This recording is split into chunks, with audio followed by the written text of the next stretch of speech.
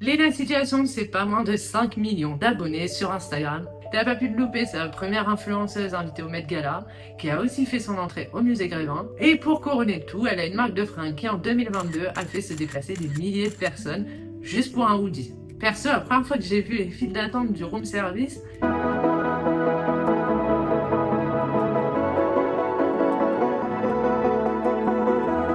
j'étais un peu choquée, j'ai eu deux réflexions. Premièrement, bravo Léna, on applaudit, c'est une sacrée performance. Bon. Et une fois que ça c'est dit, la deuxième réflexion que je me suis faite, c'est comment elle a fait. En tant que marketing addict, je suis obligée de me poser cette question, comment elle a fait. Parce que des marques de créateurs de contenu, il y en a vraiment à l'appel.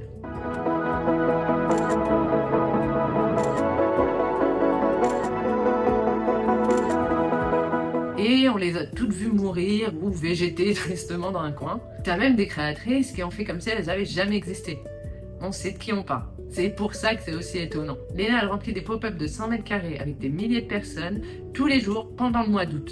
Enfin, je sais pas, moi, c'est un truc de ouf quand même. Sauf que depuis 2023, la météo a un peu changé. On est passé de TikTok hyper enthousiaste. J'ai reçu un colis de Léna Situation, les amis, de l'hôtel Marfouf. Je sais pas si vous connaissez cette influenceuse un peu niche, pas hyper connue, qui s'appelle Léna Situation. Et j'ai reçu un colis aujourd'hui, les amis, je suis trop heureuse. Car Sacha, être à l'aise et avoir du style en même temps, tu sais nous montrer que c'est possible. Slay, je te laisse découvrir ta Comfy Girl Box, hôtel Marfouf. Donc c'est parti. Nous avons ça. Regardez des petites boucles d'oreilles. Il y a une fraise, des cerises, elles sont trop belles les gars. Nous avons une petite première robe, c'est tellement mignon les amis. Elle a l'air tellement confortable, j'aime trop.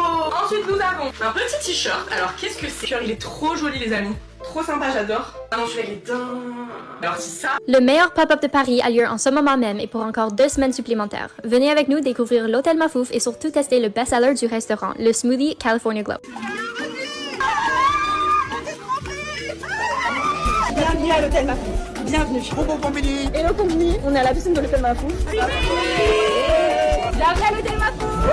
On a des TikTok de clientes plutôt insatisfaites, voire déçues. Vous voyez bien qu'il y a un problème. J'ai testé Hôtel Mafouf, la marque de Léna Situation. J'ai commandé le corset à 139 € en taille XSS. Vu que ma taille c'est SM, mais il n'y a pas. C'est soit XSS ou ML. Mais le résultat était horrible. Et la moitié des commentaires m'ont dit que c'était ma faute, que j'aurais dû prendre ML. Le corset en ML est là et on va enfin résoudre le mystère. Est-ce que c'est moi le problème ou Hôtel Mafouf? Ok, je viens d'enfiler le corset. Excusez-moi. On est d'accord quand même. Vous pouvez pas tout le temps me dire que c'est moi le problème. Je n'ai toujours pas la vision de ces poids qui sont coupés. Là c'est... genre...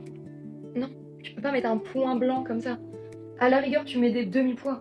Mais tu me mets pas 2 poids l'un sur l'autre. Je vais juste vous montrer comment, personnellement, je pense qu'un corset doit tailler. Comme ça. Donc là on a déjà tout ça en trop sur le ML. Mais... même le XSS ne faisait pas cet effet. Par contre, je trouve ça dingue de mettre XSS, ML, et pour les gens qui sont entre SM, y a pas. Tu fais XSS, SM, ML, L, XL, ça paraît logique. Je peux me tourner en 360, le truc, je saute, il tombe. On est d'accord quand même. Vous voyez bien qu'il y a un problème. Elle a dit c'est mon moment. Hein. Hôtel Mafouf. Par contre les fans de Léna là, faut pas venir essayer de prendre mon col. Hein. Moi j'ai juste donné mon avis. Hein. Si vous êtes là à acheter des trucs à 40 € et puis le truc, il y a déjà le fil qui part, c'est votre problème. Hein. Alors préparez-vous à vivre une expérience 5 étoiles. On découvre que c'est sale, hein. Ma chérie, c'est pas beau. Hein. Et puis les miroirs c'est du plexi, satin de viscose hein, bien sûr. Hein. C'est 110 €. Vous auriez pu rajouter quelques plumes quand même. Hein. Il y a des pressions, tu peux enlever les plumes pour le lavage. Le seul truc que j'aime bien pour l'instant c'est ça. Mais bon, vous savez, hein, ça là, au bout d'un moment, ça sent pas bon. Hein. J'aime bien ça de loin, mais finalement, c'est loin d'être bien. Le motif, il est cheap de ouf. Le bouton immonde. Bon, au moins, c'est des boutons customisés. Mais ah, la couture, je suis morte. J'étais pas sûr du prix jusqu'à la fin, hein, 260 finalement. J'aime pas du tout le motif. J'adore les fleurs sont très jolies. Mais alors ça là. Mais la coupe même, c'est pas... Ouais. On souffle, hein, on souffle fort.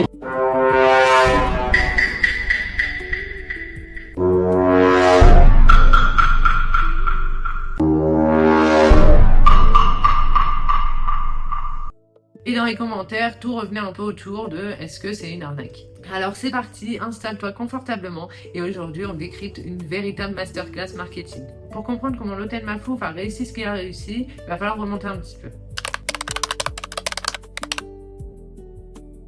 Bon, t'inquiète pas, on va pas remonter des années en arrière, mais c'est important quand même d'avoir le contexte pour comprendre la réussite. Léna Mafouf, elle a un diplôme de marketing et de communication. Ce détail, garde-le bien en tête parce qu'on y reviendra plus tard. Depuis 2017 quand même, elle publie chaque année, pendant le mois d'août, une vidéo par jour sur sa chaîne YouTube. C'est quand même une sacrée performance quand on pense qu'elle le fait tous les jours, sans exception. Elle filme la journée, elle monte le soir, elle publie en même temps. Et au-delà de ça, c'est que j'aime tellement le processus et je veux encore apprendre. Là, je cherche à faire des cours de montage, je vais essayer de passer sur Adobe, etc. Donc je veux vraiment, moi je veux vraiment qu'un jour je puisse monter un film, quoi. Je monte sur Final Cut. Et je l'aime beaucoup, hein. J'ai fait d'abord eMovie pendant 1 an et demi. Parce que moi je suis autodidacte de ouf, j'ai appris YouTube sur YouTube. Je regardais des tutos comment faire du montage pour YouTube. Et c'est ce qu'elle appelle, bien évidemment, les vlogs d'août. Et pendant des années, autour de ce mois, on a vu vraiment sa communauté se rassembler chaque jour pour aller voir ses vidéos. Un peu comme nous quand on attendait notre épisode d'Hannah Montana tous les soirs, tu vois. Sauf que là, c'est Léna. Pour les plus férus, vous vous souviendrez certainement qu'à la base, Léna, elle avait lancé des vlogs juste dans son propre intérêt.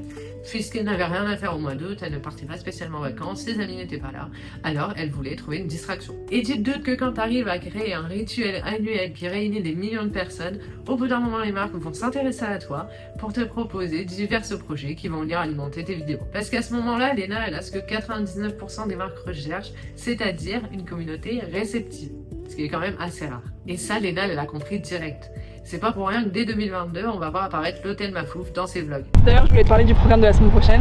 Et en attendant, on a un chantier à finir parce que ce soir, il y a la soirée d'ouverture de l'hôtel Mafouf. Grosso, il y a plein de personnes qui disaient « Ah mais c'est là l'hôtel Mafouf !» Un moment. Son pop-up Hôtel Mafouf, il a ouvert le 2 août.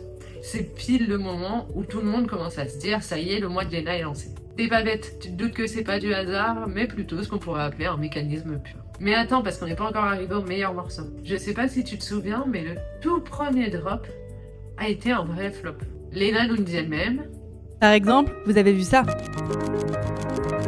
Mais pas ça. Jogging, t'es plus grand que le haut déjà. Je reçois la salopette et pas les autres trucs. Ça. Mais pas ça. Il est 1h30 du matin, on ouvre aujourd'hui en fait. Mon lieu là ressemble à ça. Et ici, ça semblait facile, hein. Mais en vrai, ça ressemblait à ça. Putain, bouchons-les ces putains de trous. Tiens, j'ai envie de venir à minuit avec mon podcast, je te jure que c'est vrai. On a caché beaucoup de choses, elles sont moins glamour, elles sont moins sexy, elles sont moins stylées, elles sont moins inspirantes. Et pourtant, je pense que c'est ça qu'il faut mettre en avant et c'est ça qui peut être utile. Pour vous, pour nous, pour tout le monde. Mais quand tu vois ce qu'elle a fait ensuite, franchement, je peux que tirer mon chapeau. Elle publie une vidéo qui s'appelle littéralement « J'ai créé ma marque et c'est un flop ». Vidéo qui cumulera évidemment 2,5 millions de vues. Est-ce que tu vois déjà la suite venir? En admettant publiquement qu'elle s'est trompée, en disant clairement j'ai pris 15 ans dans la gueule en l'espace d'1 an, elle crée un vrai boom psychologique. Est-ce qu'elle transforme son échec en un capital confiance? Parce que t'as beau être un peu méfiant sur les marques des influenceurs, et on a tous nos raisons de l'être, quand t'as quelqu'un qui vient, qui te dit j'ai fait ça, je me suis complètement planté, voici ce que j'ai changé, t'es un peu obligé d'avoir confiance, quoi, ça te rassure. Surtout si tu apprécies déjà le personnage et que tu connais son histoire. En marketing, on appelle ça le marketing de vulnérabilité. En gros, c'est l'idée de dire que la vulnérabilité crée de la proximité. Et la proximité crée la confiance. Et la confiance, clairement, elle crée des ventes. Regarde, pense à une créatrice que tu suis. Si elle fait une collab et qu'elle te dit « Bon, voilà, le produit est moyen, je vous le dis ». 2 mois après, quand elle te recommande quelque chose d'autre et qu'elle te dit « Oh putain, celui-là, il est vraiment top ». Tu lui fais 10 fois plus confiance. Et elle, de son côté, elle fait 10 fois plus de ventes. Et bien, l'Hôtel Mafouf utilise exactement ce mécanisme. Sauf qu'elle l'applique pas vraiment à un produit, mais plutôt à elle-même. Sur toute sa marque. Et forcément, ça marche. Bon, maintenant on va parler de ce qui a vraiment mis l'Hôtel Mafouf sur notre bingo 2026. Les pop-up. Même en tant que CM qui sait ce qui se passe derrière, comment ça marche, même moi j'avais envie d'y être. Tu cherches un truc à faire en août, je te conseille d'aller voir le pop-up de Léna Situation, le camp Mafouf. Chaque été, elle sort un pop-up pour sa marque Hôtel Mafouf et cette année, le thème c'est camping. C'est trop. Je teste le nouveau pop-up Hôtel Mafouf. Déjà le lieu incroyable, j'ai l'impression d'être dépaysée, de ne pas du tout être à côté de Paris. On commence par la boutique qui est vraiment grande et bien achalandée, je trouve.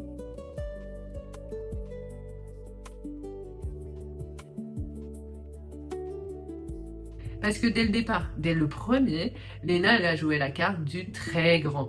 Elle crée des univers complets, immersifs, thématisés, jusque dans les détails. Tout commence par le room service en août 2022 et la rencontre avec le lobby boy qui garde le fil rouge de la marque. On a été plongé dans un décor d'hôtel parisien, room service, café, restaurant intégré et expérience interactive au rendez-vous. Elle a créé une vraie expérience. Les vêtements, ça devient presque un détail. Tu vois ce que je veux dire? On s'en fout, on vient pour Léna, pour l'univers, pour faire ses jolies photos Insta. Et après, bon, une fois que t'es là-bas, forcément tu vas acheter. Puis en 2023, elle ouvre une piscine à boules en plein milieu de son pop-up. Cette fois, on était dans l'esprit côte ouest américaine.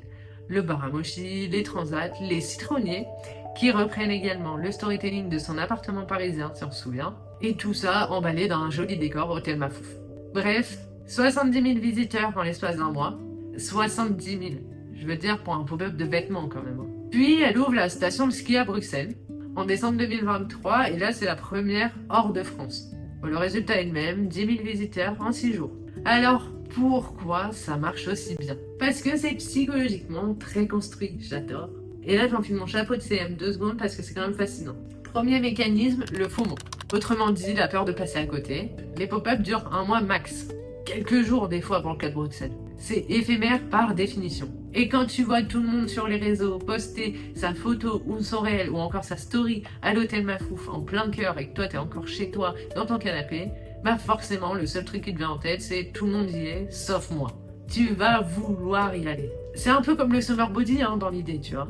Et c'est même exactement le même mécanisme que les pop-up de sneakers limités, les ventes flash ou, pour les gens de ma génération, le CD collector de Loli. Deuxième mécanisme, et celui-là il est vraiment malin pour le coup, l'expérience physique devient une vraie preuve de légitimité. C'est simple, quand t'as fait la queue 2 heures pour rentrer, que t'as pris des photos là-bas, que t'as mangé là-bas, que tu t'es plongé des heures dans l'univers, bah t'es plus juste une cliente.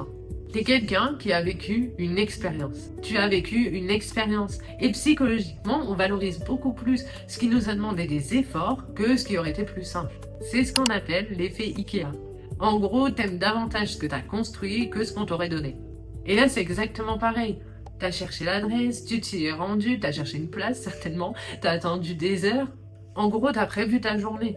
Cette expérience, elle t'appartient quelque part. Et la marque fait forcément partie de ce souvenir, ce qui fait que tu lui portes autant d'affection. Troisième mécanisme, le storytelling saisonnier. Chaque pop-up a son thème, sa collection, son univers. Ok ? La piscine l'été, le chalet l'hiver, le camp pour l'été prochain. En vrai, c'est le même principe que les collections capsules de luxe, sauf qu'elle l'adapte en mode plus accessible et communautaire. Bref, si tu veux retenir quelque chose, c'est qu'entre 2022 et 2023, Léna Mafouf, elle a vraiment réussi à créer un rituel, un rendez-vous. Et c'est exactement là où ça devient compliqué. Donc, si on résume un petit peu, on a une marque qui cartonne, des pop-up qui font sold out en moins de 2 secondes, et une communauté ultra engagée, boostée par un storytelling béton. Tout va bien, tu me diras, trop bien. Parce qu'il faut pas oublier que dès 2022, les critiques elles pointaient déjà le bout de leur nez et elles tournaient toutes autour de la même chose. Évidemment, dans la France de Macron, les prix. Et là, tout le monde s'est posé la question, pour une marque d'influenceuse, est-ce que ça vaut vraiment le coup? Alors, Léna a répondu. Elle dit que les prix sont justifiés par la qualité et l'éthique des productions. Fabriqué en Europe, quantité limitée, traçabilité, etc. Et ça, sur le papier, c'est une réponse hyper solide, même cohérente avec ce qu'elle peut dégager. Sauf que quand tu as une communauté aussi engagée, comme on a pu le voir dans les précédents chapitres, et ben les attentes, elles sont forcément proportionnées à cet attachement. C'est ce que les psychologues vont appeler la rupture du contrat implicite. T'as jamais signé quoi que ce soit, personne ne t'a rien promis officiellement, mais dans ta tête, puisque tu suis Léna depuis des années, que tu regardes ses vlogs, que tu regardes tous ses contenus, que tu as l'impression de la connaître, et ben tu t'es construit une image de ce qu'elle devrait être pour toi. En l'occurrence, pour Léna, on pourrait plutôt utiliser des termes comme accessible, authentique, mais ça c'est pour toi. Et quand le contraire arrive, et ben en fait ton cerveau il va prendre ça comme une trahison.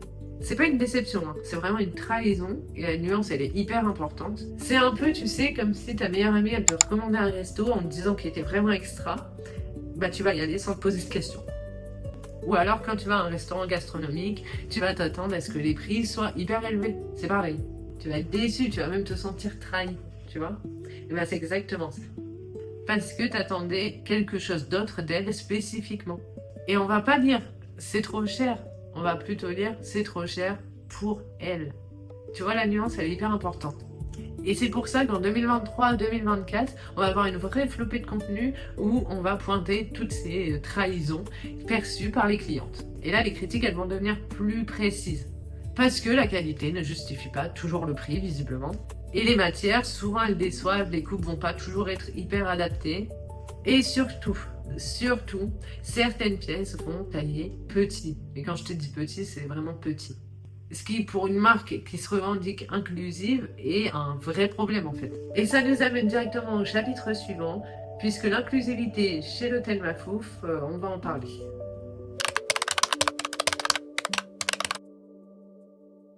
Bon, on arrive au morceau que j'attendais depuis le début. Parce que là, on va toucher à un vrai truc hyper intéressant d'un point de vue marketing.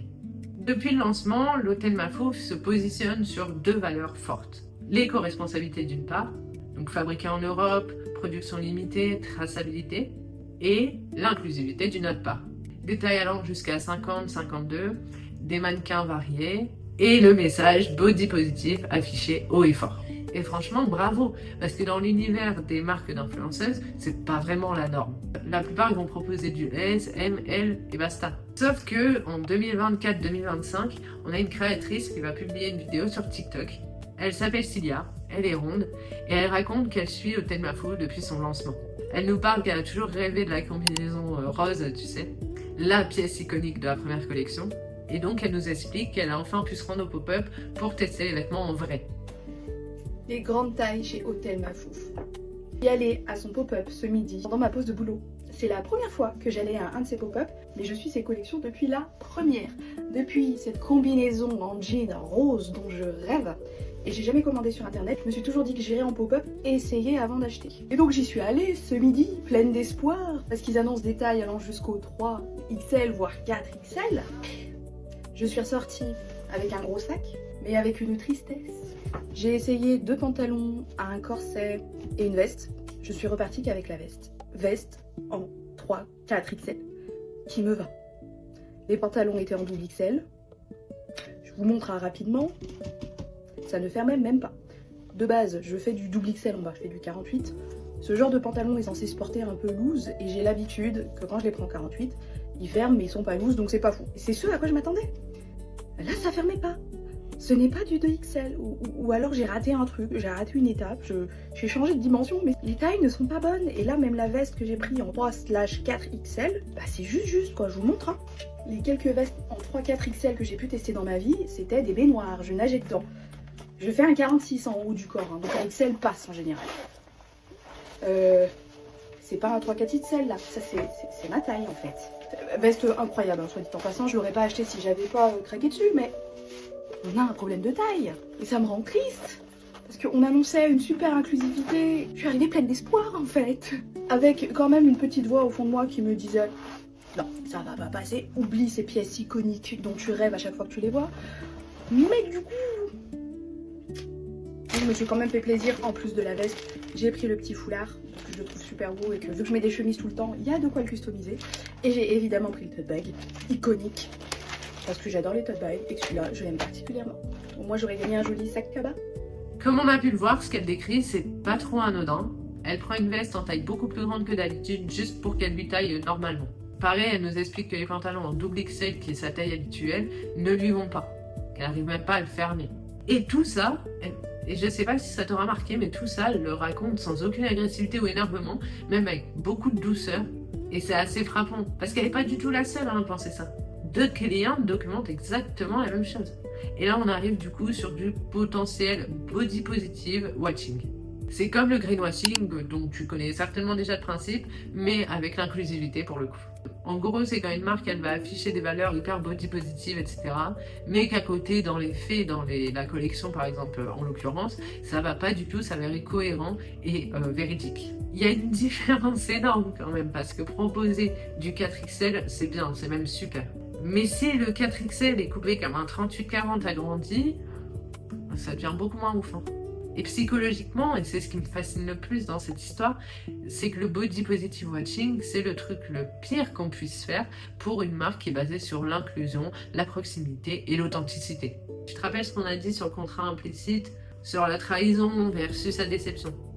Et ben là, c'est exactement ce que ça nous montre, mais clairement multiplié par 10. Ces femmes qui ont suivi Léna, qui se sont reconnues dans son parcours, qui ont cru à ce qu'elle disait, qui ont cru qu'enfin une marque de vêtements les voyait vraiment, elles vivent pas ça comme une erreur de sizing dans la cabine d'essayage, tu vois. Elles vivent plutôt ça comme on m'a utilisé, comme si le corps avait servi d'argument marketing. Et ça, malheureusement, ça se pardonne pas facilement. Hein. Bon, on en arrive à la deuxième valeur forte de la marque, la fabrication européenne. il y a des petites filles de clients qui ont remarqué quelque chose. Au début, la promesse a été claire, c'est fabriqué en France et en Grèce. C'était même la justification principale des prix élevés. Sauf que pour des pièces plus récentes, l'étiquette raconte toute autre chose. Turquie, Tunisie, Inde. Et en avril 2025, il y a un article qui sera publié dont le titre va tout dire. Usine étrangère, pollution.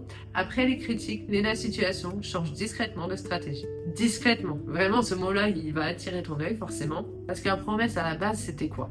Fabriquer en Europe. Et de changer sans le dire, dans une relation de confiance aussi forte que celle que Lena a construite avec son audience. Et je vais nuancer un peu, parce que c'est important, mais produire hors Europe, en soi, c'est pas mal. Beaucoup de marques le font et l'assument totalement. Mais ça devient problématique quand c'était la promesse différenciante, du coup. Quand c'était la raison pour laquelle tes prix se justifiaient. Quand c'était ce qui te distinguait des autres marques d'influenceurs. La confiance, une fois abîmée, ça se répare, mais ça demande du temps, beaucoup de temps et beaucoup d'investissement. La transparence absolument radicale. T'auras plus le choix de tout montrer. Alors, est-ce que l'hôtel Malfouf a fait preuve de transparence radicale? Honnêtement, pas vraiment. Pas publiquement en tout cas. On n'a pas eu de vidéo sur voilà ce qui s'est passé. On n'a pas vraiment eu de mea culpa assumé, mais plutôt un silence prolongé. Et ce qui est ironique, bon là j'enfile mon chapeau des SMM pour la dernière fois, mais c'est ce qui a fait le succès de la marque au départ. Rappelle-toi de la vidéo flop, le petit docu là qui expliquait qu'elle s'était complètement plantée et qu'elle avait changé plusieurs choses dans sa marque. Et c'est exactement ce qui avait tout changé. Elle montrait sa vulnérabilité. Et cette fois, la marque a décidé de ne pas réitérer et a simplement pivoté silencieusement. Et franchement, il faut lui reconnaître ça, le pivot il est assez malin. Parce que depuis 2024-2025, l'hôtel Malfouf il enchaîne clairement les collabs qui font parler. On a eu Zalando pour la Saint-Valentin, Tinder pour le pop-up de Noël, Alpro, la marque de Danone, pour séduire la Gen Z, Innocent pour une collab solidaire avec les petits frères des pauvres, J'ai lu pour un book club autour de la femme de ménage. Avec ma marque Hôtel Mafouf, on a fait un petit book club / watch party avec J'ai lu pour le film La femme de ménage que vous avez forcément vu et potentiellement lu. Et on a invité des abonnés, des fans de lecture qui sont parmi la communauté Hôtel Mafouf pour se réunir, boire, manger et regarder le film tout ensemble. Et tout récemment, là, t'as dû l'avoir passé, une collab avec Etam. Et tu vois ce qui se passe là exactement? La marque, elle se dilue un petit peu. Et elle s'adosse plutôt à des partenaires établis qui apportent leur propre caution. Qualité, distribution, légitimité. En vrai, c'est une réponse indirecte aux critiques. Bon, c'est pas très assumé, mais ça reste vraiment efficace. La femme monte, Lena Situation est en train de péter de partout. La marque, par contre, elle, on se demande encore où elle ira dans quelques années. Bon, bah c'était ma première vidéo ici, j'espère que vous avez passé un bon moment. On se retrouve 2 fois par mois pour ce genre d'analyse, donc si vous voulez pas rater la suite, bah vous savez ce qu'il vous reste à faire. Et si vous avez des questions, des suggestions ou des marques que vous voulez qu'on décortique, vous savez où sont les commentaires. Voilà.